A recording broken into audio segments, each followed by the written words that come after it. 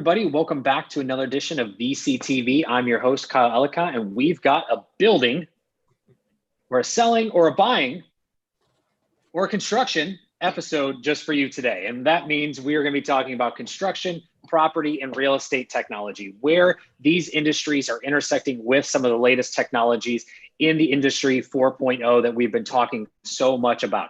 This is another convergence episode, as all these technologies that we have continually talked about, whether that be artificial intelligence, that be blockchain, that be 5G, edge, everything in between, how these are all converging into some of the leading industries that are affecting our lives, both as consumers and on the enterprise. And again, today we'll be talking about construction, property, and real estate, and how those are all intersecting and moving forward. And we've brought some of the best and brightest from around the world as investors and experts to share with us what they're seeing on the ground and within these industries as things are changing here as we look towards the end of 2020 and ahead to 2021. With that, a big thank you to your audience for tuning in. If you're liking what you hear today, click subscribe. Do reach out as an investor if you'd like to be on a show like today to talk about the latest on technologies, industries, and regions around the world. We'd love to have you share your thoughts and insights. And entrepreneurs, are you building something in construction, building something in property, building something in real estate tech? Well, we've got a virtual stage here for you at VCTV to get up and pitch us as investors focused on your area, to learn more about your product, your service, give you some real-time feedback, and also have some exposure to our live audience. Do reach out to the team and or myself, and we'll find the right spot for you. And with that, a big thank you to the LATOKEN team and Emmanuel for making VCTV possible every single day. I'm your host, Kyle Ellicott. Let's have a little fun. With that, introductions to our investors today on the panel. Kicking it off, Family Feud style. Elfish, welcome back to the show. It's a pleasure to have you. My man in rainy London. Intro, a little background. Oh, yeah. You want me to do an intro? Another intro. Oh, a little intro. Yeah. Everyone needs to know who you are. I'm Alpesh Doshi. I work in tech. I work in data. We're interested in real estate and Proptech and construction tech. Around one of the areas is around sustainability. And I love emerging tech. All the buzzwords that Kyle always talks about. The reality for me is how do you make it real? And that's where we're at. The biggest challenge is how do you make it real? And that's where the difficulty and the hard stuff comes. Changing companies, changing industries, changing culture is really, really hard. And that's what I focus on. Well, and you do such a good job of at it as well. And some of these technologies we mentioned at the beginning of the show, it has been about making it real. And here in 2020, we're starting to see that happen, which is exciting. Early days, but we're starting to see it. And we'll get to more on that here in just a minute. Jude, Yoda Jude, welcome to the show. It's an absolute pleasure to have you back here. A little intro, a little background for everybody. Yeah, sure. So I'm the founder and the CEO of Jointer. Jointer is a blockchain company. It's actually commercial real estate backed DeFi blockchain company. And our goal is basically to change the game when it's come to syndication. So what that means, instead of buying a property or recap a property by do PPM, pitch to investor, syndicate fund, close the deal in 60, 90 days, imagine to yourself that you have one point to reach out to, file your project, and if it's qualified, you can get one check. So Jointer is like a one big LP, one check investor. But behind the scene, we basically create something that democratizes the ability for the entire world to participate. We find a way in very comply how to open the door to retail client. It's a little bit complex because of the regulations, but we find a way how to open the door to retail comply. I know that the first thing come in your mind, maybe it's a REIT, maybe it's crowdfunding. So it's either, it's not even close, it's something new. And the idea is that how can we on one side let properties to close deal very fast with one check, but how on the other side we can allow investor to participate but do not have a direct correlation to whatever the property return will be, whatever liquidity or risk the property carry, right? So it's kind of a new model that's changing the game. Absolutely love it. Looking to hear more about that as we spoke recently about it. So looking to hear more on how things have advanced and how this will play a role in the very changing evolutionary landscape that we all are living right now. With that being said, another man from across the pond in the rainy, beautiful, sun-setting region of London. Gavin, welcome back to the show. A little intro and a little background. Hi, Kyle. Good to be back. So, Gavin Johnson, I run a law tech consultancy, and I'm actually in the process of partnering up with a law firm to provide a built environment technology practice. So, Contech, if you want to call it Contech, sounds a bit dubious. Conning tech, construction tech, I don't know, it's not quite as catchy, is it? But Proptech, they're all in our sort of sphere of interest for work and provision of services, but also for investment. So it's very timely, this presentation, which is great. My background is in law. I work a lot in construction engineering, particular disputes for my sins. But before that, science, engineering, and so technology is of particular interest to me, and I suppose a passion of mine. That's what I'm trying to pursue at the moment. Wonderful, and welcome back. And second to last, Mr. Gary Fowler, Grandmaster Artificial Intelligence. The all-seeing eye, Kyle. You are the all-seeing eye. You're too kind. The man that puts a dent in the universe. You're too kind. You're too kind. Thank you. Welcome back. Yeah, it's great to see you. So my name's Gary Fowler. I'm a serial entrepreneur. I've done now 16 companies. I've written now 82 articles. I just published one today on how SPACs work and AI genomes and gene splitting. So those are my new articles. I love to write.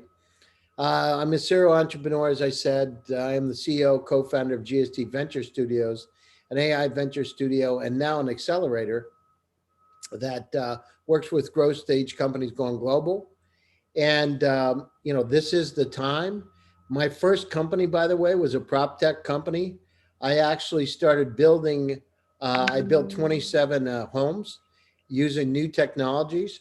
And then I actually started building them in factories, big houses, $1 million houses that I designed. So this is a passion for me. I love it. It was initially my startup, and then it was my hobby, and it's still my hobby, actually. Oh, this is great. This is wonderful. Well, welcome to the show. Excited to dive in. And you have a new fund as well, which we're going to talk about in just a little bit. Absolutely. $100 million fund. So it's great. Things are absolutely. good. And to the audience, I will share Gary's article in the show notes. I just posted it in our chat for everyone. So I'll share that as a note for everyone. Noble, welcome to the show. A little intro, a little background for everybody. Morning, everybody. My name is Noble Dracone. I'm the founder of Dracone Capital Partners, where we help companies find capital and equity for their projects. I'm also on the advisory board for M Accelerator, and we have a fund called the M Accelerator Venture Fund 1. We tend to be agnostic in what we try and work with or help, our companies try and work with and help, and we have various participants from around the world. But we tend to fall along the lines of anything that kind of pushes innovative technology. And so one of the most, fastest growing areas is both blockchain and how it intersects with real estate and what's going on in that whole entire area. So we tend to look at pop opportunities where you have title issues being solved by blockchain, as well as transfer of money and the like. So yeah, happy to be here, Kyle. Wonderful. Happy to have you. And then last but not least, Adrian, pleasure to have you back. A little intro, a little background for everybody. Hello, everybody. By the way, I just followed Gary on Medium. Adding to your followers. By the way, did you grow some TikTok followers? Yeah. Okay, good. All right. Sorry, go ahead. I have to invest some resources there.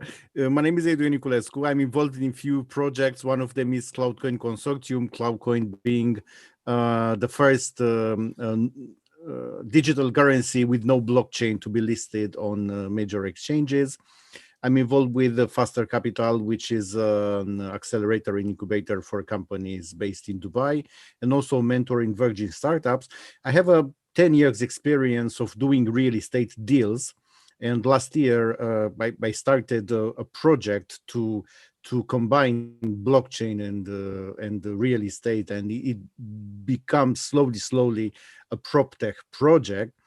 The idea is that the crowdfunding in real estate now comes to the tokenization. So maybe we'll talk more about that. Very happy to be here. Thank you very much. Awesome. Again, wonderful to have each and every one of you here today to share your thoughts and insights about these three areas. So to kick it off, where are we in the current state of things? We're here in less than 80 days, I believe now, in Q4, looking at how things have changed over 2020 and going into 2021. I mean, we've had more homes that have been purchased online than we potentially have ever at this point, sight unseen. We've seen new technologies introduced in the real estate game, which I know Noble has a little bit that he wants to share on that. When it comes to construction and property, we're seeing new advancements in technologies around building tech as well. But in general, we'd love to hear your thoughts and insights of what you all are seeing as the current state of things. Elfish, let's start with you to begin as the current state. Current state of, well, I don't know, I could talk about current state around tokenization and current state around data sustainability. There's a lot of different topics, and obviously blockchain is there. But what current state in general, I think the acceleration of the adoption of technology is happening. Companies have woken up. I see it now on all the companies we deal with. There are market drivers, there are societal drivers, there are commercial drivers that I'm seeing around this. So it's great. It's a great time. Even though COVID is there, it was a great time to innovate and build new businesses. On the blockchain front, I've been in the blockchain space for 6 years. We started doing tokenization, first tokenization of a real estate asset 2 years ago. And in that point in time, the reality was a lot of the infrastructure you need to make it happen just wasn't there. So there's has been some advancement of that technology in the last 2 years, two and a bit years. But I think it's still pretty slow in all aspects around investors, around the technology infrastructure, around the regulatory infrastructure, regulatory and compliance infrastructure, around appetite for investors who use tokenization and invest in. I think I reckon for scale, we're at least 2 years away from my perspective. I'm interested in the pivotal point, the scale point. Yes, there's individual companies doing tokenization and individual assets, but that's not scale. I'm interested in the inflection point of when it's going to scale to do 1 million assets, 2 million, 10 million, 20 million assets. We're not there yet. I think we're a couple of years away. And Jude, thank you, Elfish. Jude, to you, what are you seeing as the current state? I mean, you've been building in this space and furthering on Elfish's point around tokenization and a little bit of where things are. Where are you seeing the current state of real estate construction and property tech from your viewpoint, having building in this space on the DeFi side?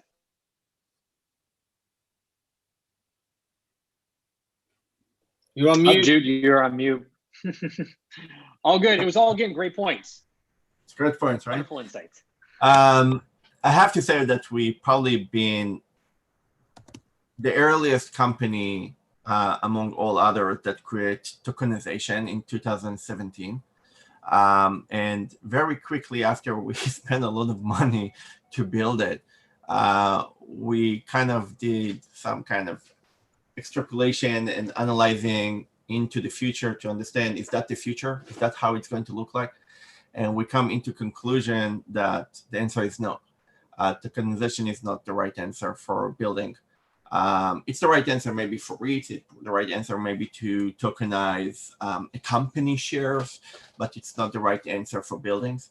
The reason for that is because most of the building, the average building, at least in the United States, it's not billions and zillions. It's few million dollars, like $2, $3, $4 million in average. But even if you take $10 million average property, and you're assuming that the property has 70% LTV in average and 30% equity available, if you're looking on that, there is a lot of risk to tokenize such kind of a property. One is because if the owner will tokenize the entire 30%, whoever going to buy those tokens, it's kind of like you bought a share from a company without a CEO who is going to run the show.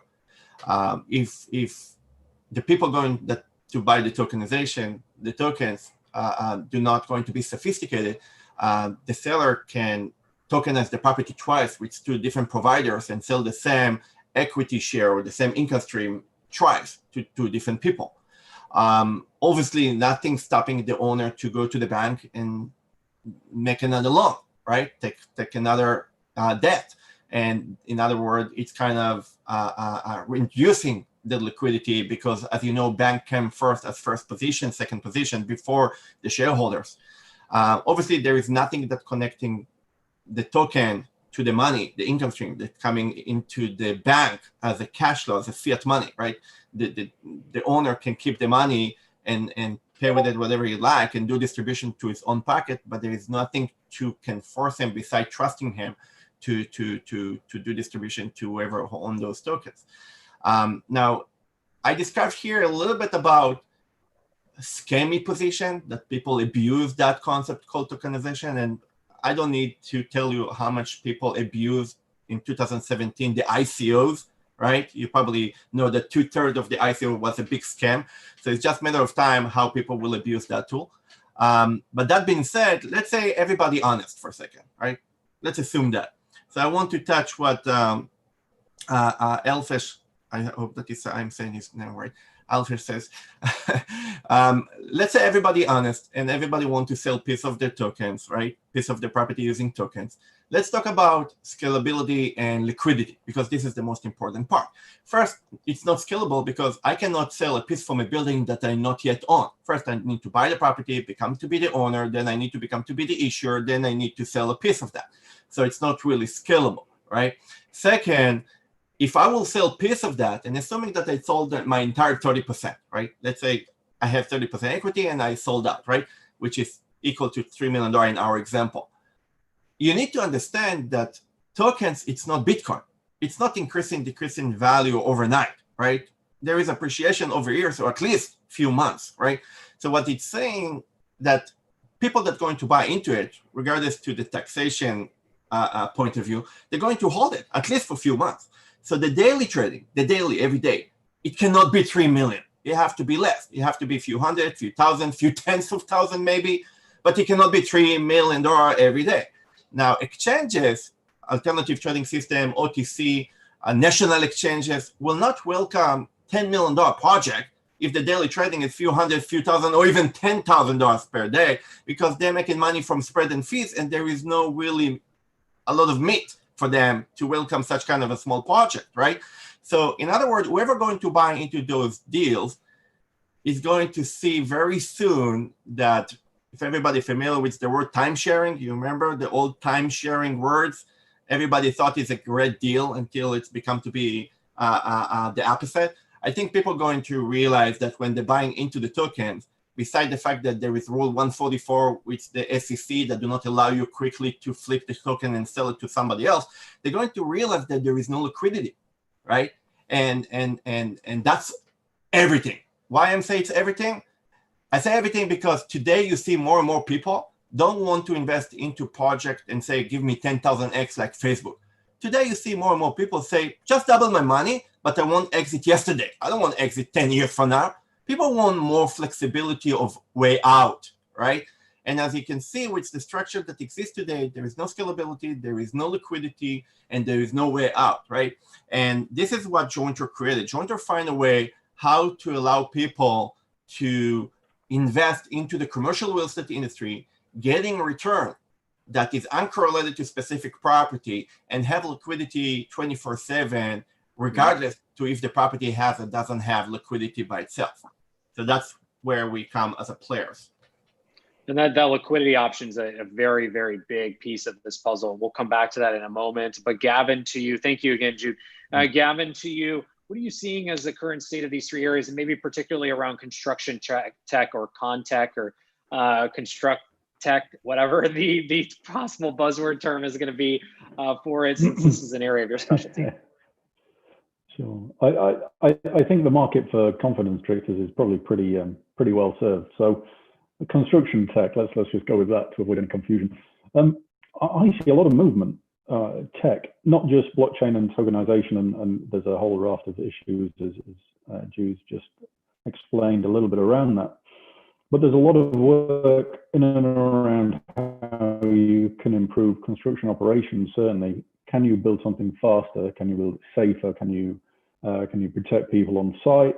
A lot of deaths in the construction industry, which is very sad, and the majority of which are avoidable. But can you build something faster? Can you reduce the overrunning time, the off-site building, off-site manufacture, prefabrication, things like this begin to go into play? And there's a lot of startups. I was talking to one, I don't know, probably end of last month, who are building a new, effectively it's a block of flats, but it's a student dorms, student halls of residence, and they'll do that in 4 months. Okay, it's prefabbed in a factory for 3-4 months or something before that, but all they'll do is bring it to site on the back of a lorry, crane into position, bolt in place, and that's it, done. In fact, it should be open now, if I remember. So, there's a lot of companies doing a lot of things. Certainly in the construction industry, there's a lot of movement, a lot of investment seems to be shifting as well, which is obviously important. Where the money goes, people tend to start innovating. You follow that train, and you can overlay that with a number of government initiatives, certainly in the UK, to improve and encourage modern methods of construction, improvements in the sector, and so on. So that's a pretty robust, pretty healthy market at the moment. But also Proptech, I suppose Proptech as differentiating from real estate technology. Proptech, to my mind, is more the sort of on the more Airbnb end of things. So it's all about using property as opposed to developing property. There's a lot of movement there, looking at this sort of reduction in void periods in holiday lets and rentals, and improving experiences when you move. For example, you move into a new block of flats, you need to change all your utilities and all the disastrous admin that goes with it. So there's apps out there that will now help you not only organize that move, but then organize you and whomever you may be sharing with, to organize utilities. Now, this is great, obviously reducing admin cost in theory to do that. So there's a lot of movement, which is pretty exciting. Take it with a pinch of salt. How successful will they be? Is it a new Airbnb? Who knows? Only time will tell. But there's certainly a lot of people trying to do a lot of things in this space. And just touching on there's a few points that Alpesh and Jude made. Tokenization of real estate is a big issue, but more broadly, tokenization of assets. And it's not necessarily as straightforward as we may think. You think, oh, well, here's the thing, there's a token. No, the law doesn't allow you to do that. And putting my lawyer's hat on for a moment, you immediately get into problems, because effectively what you're talking about is securitization. So then you have to go and have a nice conversation with the SEC if you're in the States, the FCA if you're over here, how you're dealing with that, how you're trading it. And it's a great idea, improvements in liquidity, but who are you improving it for? Really, you're only going to benefit, in my mind, heavy investors, trusts, rights, and so on. So you've got to look at what it is you're trying to achieve, and there's some real hurdles to that, as both Alpesh and Jude touched on, and maybe we'll come back to it in a later question. Absolutely, thank you. And Adrian, to you, current state, what are you seeing from these three areas? I see a big bet on tokenization and transforming crowdfunding into tokenization. Hearing to Gavin and Jude, they brought on the table some serious problems, some serious issues, which usually are kept under the table. So we don't speak we don't speak a lot about them, especially when we want to sell the concepts. But at the end of the day, it's all about the customers, it's all about the investors. And if we want to build sustainable projects, we need to think about what's in it for the investors actually putting money in such projects. Real estate is an old industry.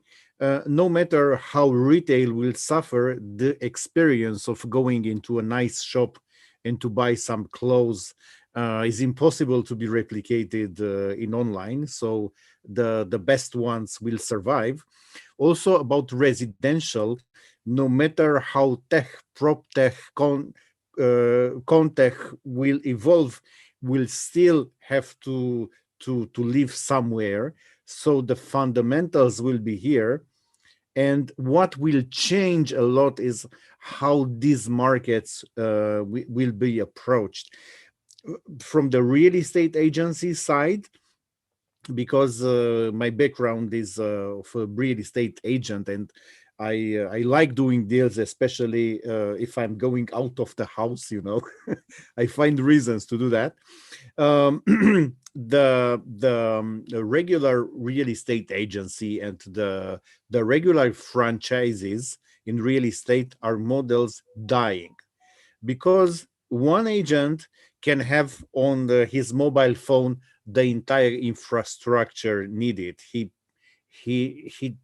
doesn't need anything else besides his mobile phone or a tablet, and just that he must be a better marketer, a better seller, a better copywriter, and can do a lot about himself. So I see a huge opportunity in developing how the transactions will be made and putting in the center the person, not the company with a lot of infrastructure, a lot of overheads, office space, and things like that.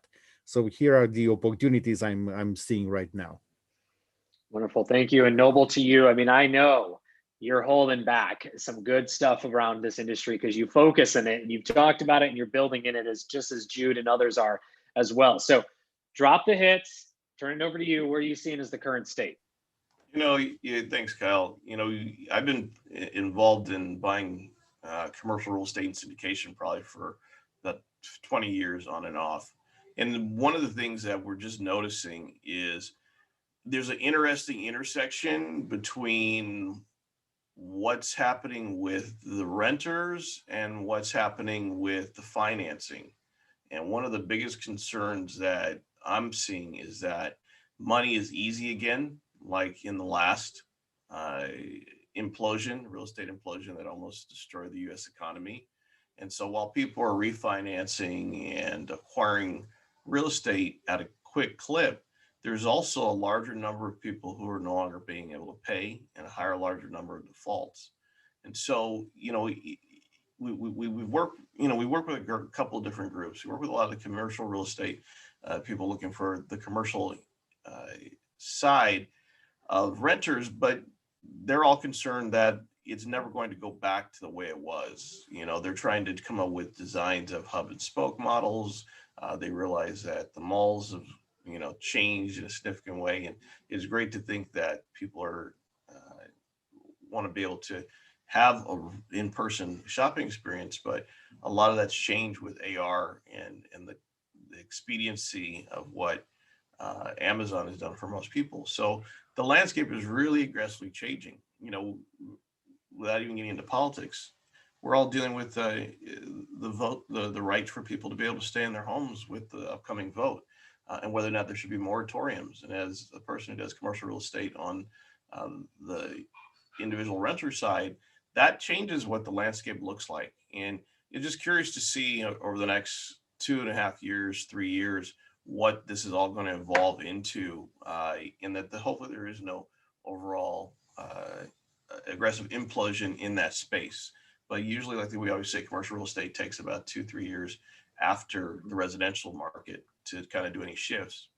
But on the flip side too, you know, a lot of the positives is that people are going to be buying homes digitally for quite some time. One of the companies that we're looking at that has a mobile app called Real AR Places, great company. They're based out of, I believe, out of Asia. And they've done a great job of allowing real estate agents, to Adrian's point, be able to just show homes and to create themselves the ability to express what people want to see without ever having to walk in, and using that as a significant component. Another great company that we've been looking at is Curate, in which they're actually allowing people to put stuff in the homes without ever buying it physically, which is a great app. And we're tracking them because that's kind of where a lot of this is going. When we looked at Real AR Places, I think that initial, small investment of 120,000, and we're kind of looking at where to go. But what really made them so unique was that they were able to take a 2D floor plan and then lift it up and make it a 1-for-1 AR walkthrough. That's really innovative, and that allows multiple places, whether you're a renter, whether you're purchasing, to be able to really see the space. And so I think for some time to come, particularly with, I don't know anybody knows, been to these real estate walkthroughs lately, but when I've personally gone, before I can even go in to check out the place, I've got to fill out waivers on whether or not I'm going to get COVID. If I get COVID, they're not liable, and forms after forms to even go check these properties out. So it's the ability to be able to use augmented reality in such a straightforward way to be able to see it without having to be there is a huge, huge benefit. I think overall, if people are looking to invest in the space, I think there's going to be a significant number, no matter what the finance component looks like, there's going to be a significant number of opportunities in the finance, whether it intersects with blockchain, whether it intersects with different ways of transaction funding. There's just something going to happen there because people are going to start liquidating a lot of their large portfolio holdings. We get a lot of offers every day, but at the same time, millennials don't buy homes, and so rental spaces are continuously moving up. So it's kind of a thing where we're really heading into a brave new world when it comes to commercial and rental real estate, and there's just a lot of intersections of opportunity across the board. Yeah, there's a lot of opportunity. And before we get to some stuff around data and where some other opportunities are, Gary, I know you've been in this space as you teased out in the beginning, and you also sent me an article on the side. What are you seeing as the current state of this? Well, so I mean, literally across the board. So we've got the situation with cross-border transaction and make it easier to be able to buy a house or a property. So companies like Proptech that have some of those capabilities. But, I focused on the modular construction. I actually built one of the largest, at the time, largest modular homes. It's almost $1 million house today. And I built it in less than 4 months. And I actually went in a factory, put Anderson windows in it, put in all the security systems in the factory. I built it in 6 boxes, 14 by 70 boxes. And I sent you a link over to that particular house. It's in State College, Pennsylvania, but it wasn't one. I built almost 30 of them. And the idea was, how could I reduce costs? How could I increase the quality? And how could I put up like 2x6 walls so the insulation was right? The windows were the way that I wanted, and I didn't have to deal with the contractor saying, well, I want to do this, et cetera. So I experimented myself. And what I found is that, although on the outside, people are a little bit negative about it, when they see the house, and once they're inside, they can't tell the difference, because actually the construction of the house is a lot better because it's all quality controlled. What happens when you build a property today? It rains. And do you think it's good for lumber when it rains and you're doing a framing? Hello, you know what I mean? It warps. So why, so anyhow, I could see exactly what I wanted. And then to Noble's point, on terms of an AR walkthrough, being able to walk through, that's the future. I mean, this is going to happen because now being able to take, the manufacturing process, when I did it, wasn't really there to have it fully automated, but it's getting to that point. And think about 3D printing, right? They're panelized 3D printed houses. I mean, this is the future. So the thing is, it's not all about just, AR and VR and XR. It's about, let's get stuff done, and let's actually construct this stuff in factories, because we can do it a lot better, a lot faster. And it's, and now with, as I said, with the 3D printing, I mean, it's a perfect storm. It's the great time. So, yesterday I had on my show Samir Sharma, one of the top people in the world in Internet of Things. He's the general manager at Intel. And we were talking about it. I mean, think about it. We talk about sensors in houses. My God, I could stick them in these, in the factory. I could put all air quality sensors, everything. I can have it built in, right? It's like, it's perfect. So I'm excited about it. And I think that, cross-border transaction, the democratization of opportunity is here. Why can't I easily buy a house wherever I want? If I want to buy a house in Greece today, it's hard. Who do I go to? Right? How do I transfer the money? So Call Jude. Exactly. Jude. Yeah, exactly. And Propy's another company. We only do commercial. We don't do residential. Residential for something else. I mean, and it happens a lot. It's hard to do it. How do I buy, if I'm in the US and I want to buy something in Russia, how do I do it? How can I transfer my money? These are everywhere. So, this is a greenfield project to be able to go out and do those kind of transactions. And I'm excited about that too. And it's going to happen more and more. So the sensors in the houses, the Internet of Things aspect, the modular construction aspect, build it faster, build it better, and also cross-border transactions, because it's going to happen, and it's going to happen sooner than later. It's already happening. I mean, let's throw that in there. 3D printing of homes, we're already starting to see efforts on, right? We're seeing 3D printing and introducing of technologies for rapid prototyping or rapid creation inside the home. So this stuff's already here, which is exciting. And Elfish, I want to come to you around the data. I mean, you do so much as well around data and artificial intelligence in both your worlds. Where are the opportunities being missed around leveraging data in these three areas that investors and entrepreneurs should be paying attention to? To be honest, I think it's early days, in every area. IoT, being able to, so if we try and think of it simply, if you can have any device or any piece of equipment emitting data, it should. So there's a lot of opportunities around building hardware that'll do that.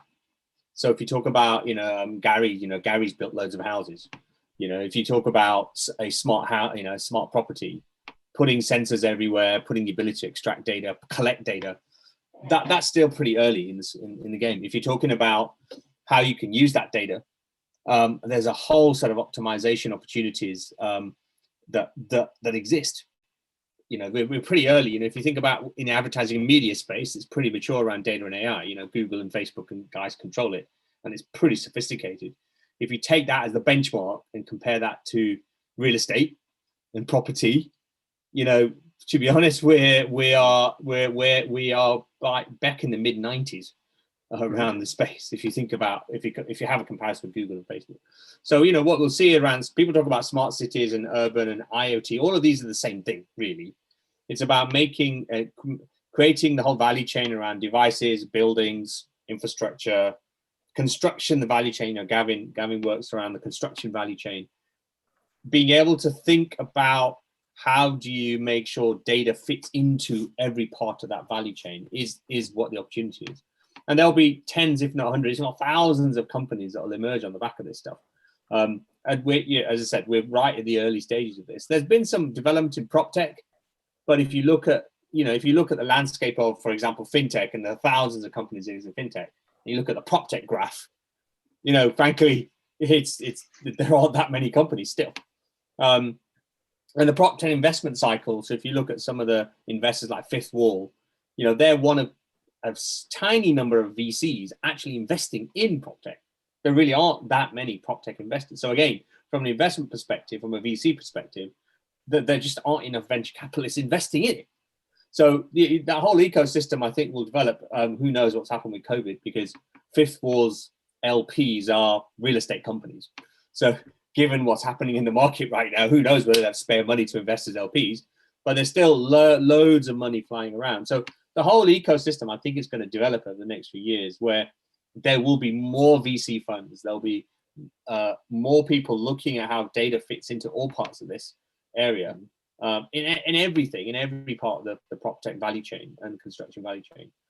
The other thing to think about is also, so we're starting to work with some of the world's largest engineering firms, and they're looking at a digital transformation and looking at a business model transformation. So this is another part around what's happening is these companies are looking at data AI and digital transformation, how do they reinvent their business model? So that's another thing's happening. And obviously there's a gap there because large companies, medium-sized companies find it hard to change. So there's a whole opportunity around these kind of professional services firms who can emerge and develop, effectively displace some of these firms. So I think the landscape's actually really optimistic. It's a great time to be in the space. Great time. Absolutely. And to Jude, to you, where are you seeing areas of opportunity, maybe just inside decentralized finance, but then also throughout other areas of these three areas? Yeah, sure. So, I'm listening all to our friends here on the panel, but not only here, I'm listening to other people on different panels. And, in the United States, there used to be a guy called Henry Ford, the guy that created the car, Ford. And he has a quote that he said, if I had asked people what they wanted, they will have said faster horses. And it seems to me when we ask people the industry to wear, they say stuff that sounds like faster, cheaper, nicer, blah, blah, blah, blah, blah, blah, blah. If you're thinking about it, right? Take, for example, LoopNet or CoStar, which is kind of a marketplace between seller, buyer of commercial real estate properties. And you're looking on those kind of marketplaces around the world and you're asking yourself, why people come to those marketplaces? The first answer that jumping into your head, it's very simple. Seller looking to find investors, investor looking to find an opportunities to invest in. And the answer is incorrect. That's not true. Those that have properties, they don't looking to find investors, they're looking to find money. And those that are invested, they don't looking to find opportunity, they're looking to find low risk with high return. Everything in between is just a tool, right? It's just a process. So a lot of people using technology in order to try to do stuff better, nicer, cheaper than somebody else. That's not disrupting anything. That's not changing the game. If you're thinking on commercial real estate, who are they? We're talking about baby boomers. We're talking about old-fashioned people that's still doing contract with span, and somehow they're still hosting a fax somewhere, right? They still have the machine called fax. I have fax in the museum next to my home. That's the only place I have fax. And they're using that, right? And they don't understand cryptocurrency. They don't understand digital money. They don't understand digital paper. They don't understand money that they can touch and smell. They need to see the green, right? So why we want to change what they understand? Why we want to educate them for something that they cannot capable to welcome, right? So I have my own quote that I'm saying that if you want mass adoption, you need to bring to the people what they need without them know that they're receiving it. You don't need to change the game. And this is exactly what we try to do with Jointer. We try to bring a new world, right, into the reality without doing the process of education, without tell people drop whatever you're familiar for 60 years and try something new. So what we're doing, in one side, we go to all those baby boomer, old final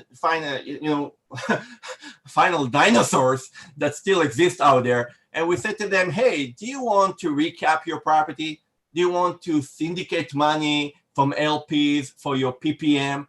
Why don't get one check? It will be fiat money, go to title company, go to the old-fashioned escrow that you're familiar with, and it's going to be faster.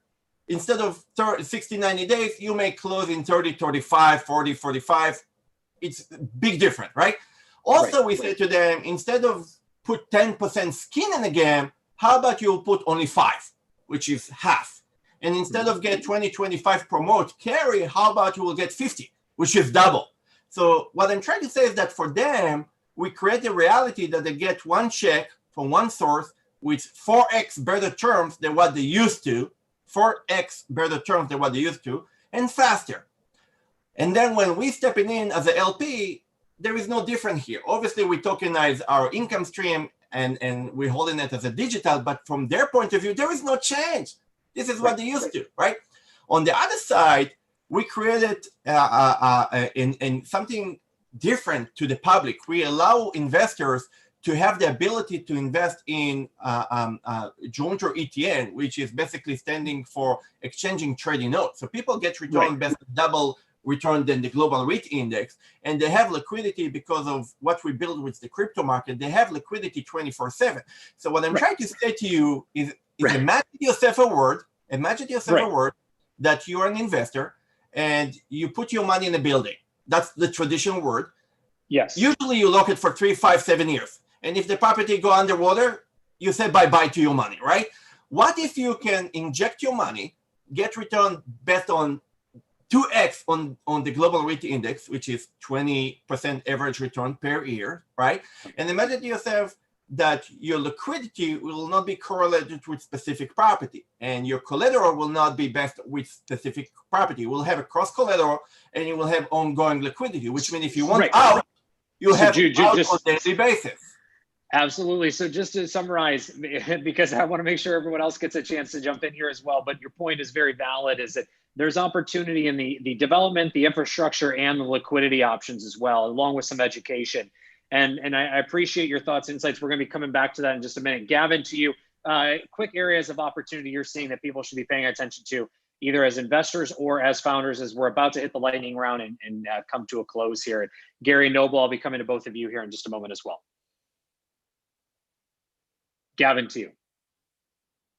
Oh, Gavin has been frozen in a very other. I'm here. Can you hear Gavin, I liked your pose there for a minute. Your pose was very good. You were just kind of deep in thought. Looked like the thinker there.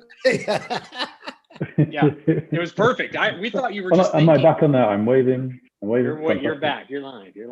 I'm always. That's standard. Areas of opportunity. I think.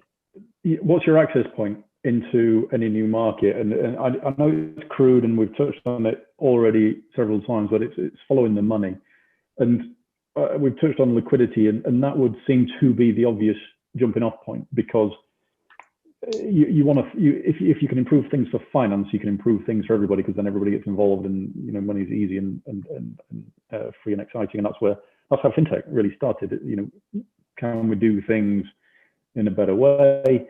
And the money follows on, and I think with real estate, because of its immovability as an asset, you've really got to look at how you are improving liquidity in that sort of market and secondary trading, and you get into some very interesting ideas. And I don't know if you want to talk about the boomers. Obviously, they're all becoming pensioners now, as Jude referred to.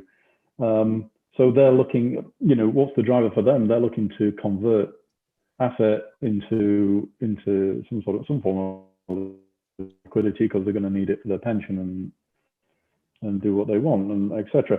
So that seems to be to me to be an obvious route into it. And it's interesting. There was another comment about VCs not being terribly interested in this sort of space. I'm not sure that's true. There are some, perhaps not the headline, not the Sequoias of the world, but certainly some smaller, maybe you call them second tier ones, that are certainly looking at this. And there are a few relatively smallish players also looking at accelerators, getting involved in accelerators into this sort of space. So I think it's pretty right, but I think you've got to address some pretty fundamental problems, and we've touched on asset tokenization, and that is certainly one of them.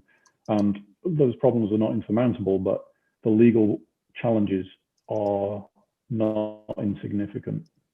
That's a lawyerly way of saying don't try. But if I can be a little bit more positive, there are ways and means, and it's encouraging, because you do see regulators get involved and saying, well, okay, come and try this. And whether or not you agree with sandboxes per se, they can afford some benefits of playing in a relatively safe environment while you try something new, and that doesn't strike me as a bad thing conceptually. So I don't know. I don't want to start using phrases like low-hanging fruit, because that just makes me sound like a management consultant. But there's certainly opportunities if we can crack that sort of asset tokenization issue. Failing that, it's more real-world application. And Gary obviously very well articulated his some modular home projects in the past, and that's really a big area of opportunity now, particularly in construction, because building an asset is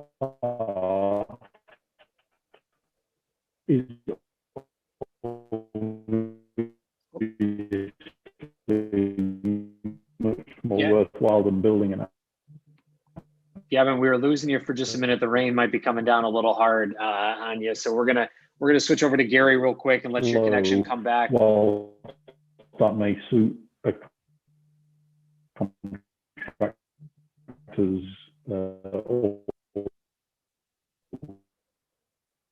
And project. Okay. Cash flow. All right. I think the internet may have caught up with us. Okay. So now to Gary. Over a Thank you, longer term, Gavin. it's actually more detrimental economically. Gavin has a lot of points to say. For those that are listening, if you are interested in talking with a great investor and expert in this space, talk to Gavin. I mean, he just went for an extra 10 minutes on that thread. That is a man who you should talk to. With that being said, Gary, areas of opportunity you're seeing as well in this space, and then Adrian Noble. Yeah, so what I talked about construction, advanced construction techniques, and more wider adoption of things like modular, panelized construction, 3D printing of homes. The other thing is, if you look at it today, if you have a well and you're in Pennsylvania or California, how many times do you ever check that well to make sure that the well is clear? So we need to have sensors everywhere. So radon, well, to be able to check to make sure that it's actually safe to live in that potential house. And we haven't done that. So that wider adoption and more usage of sensors. And Noble brought up a great point. I mean, it's really tough to go in and look at a property now. You got all kinds of things you need to sign. So how can we make that experience more interesting for that person? I mean, I'm not sure we really need to go in that house so many times to have those kind of walkthroughs. Why don't we have better capabilities in terms of using our AR and VR and XR to be able to have those unique personalized experience? So anyhow, that's what I like. And then of course, cross-border transactions, being able to buy a house anywhere, anytime, any place. Absolutely. Adrian, to you. The biggest opportunity I see is around how the properties will be sold, rented, and how will be made available investments for the little people, how to say. And in most of the occasions, in the selling, buying, and renting a property, a company like a platform will replace the middleman. So let's say the low tier real estate agent will disappear and will be replaced by the artificial intelligence. The agents who will survive and will thrive will be the ones very, very specialized during complex transactions. And as I told previously, in any of the work I'm doing, I want to be very hard to be replaced by a robot or by artificial intelligence. So to be very, very creative. And I believe this is also the solution here. So will we change the way the properties are bought, sold, and rented? And of course, how the investments will be made in real estate properties will change. Mm-hmm. And last but not least, Noble, areas of opportunity before we come to the last bit of today's panel. To kind of piggyback what Gary's talking about a moment ago about the 3D printing, affordable housing is an issue globally, and there's some unique things they're doing with cement and 3D printing. And I think that there's really an opportunity in that space in a huge way in working with the disruptors who understand that that's an issue. There's also opportunities when you start looking at the tech side all across the AR spectrum in both how real estate is being presented as well as how is construction being done. We've got a couple of clients that we're currently raising funds with that are IoT, where they're using Internet of Things to make construction faster and easier by getting feedback from devices set across the entire construction landscape to make sure that both safety is being done as well as construction is being done. So there's these little pockets of really unique ways that people are using technology to drive the marketplace. I think that there's so much happening among so many spectrums. That's why you got like 3 different titles, right, for this particular real estate space, that there's just so much happening that people are really trying to understand. We didn't even touch on smart cities. You know, Gary, he said, did his interview with one of the top people, I believe at Intel, working on smart cities. And that's also what's being built in across the globe. So there's all these little things that are happening that are allowing for 5G to be accessible, allowing for people to see stuff without actually being there, that I think as an investor, it's easy for us to kind of look at this as one big magnanimous cloth, but you also got to find where you fit in and what makes sense for you. And as for entrepreneurs, I believe entrepreneurs need to do a better job of sharing and telling their stories.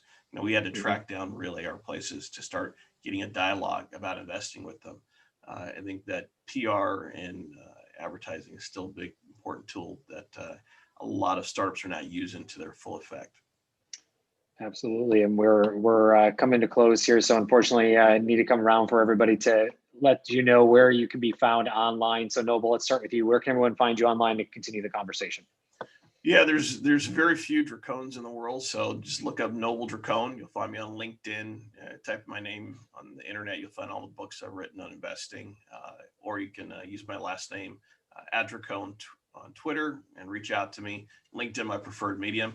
Always open to work with co-investors, have people invest in our fund, as well as entrepreneurs who've got a good USP, unique selling proposition to drive the marketplace forward.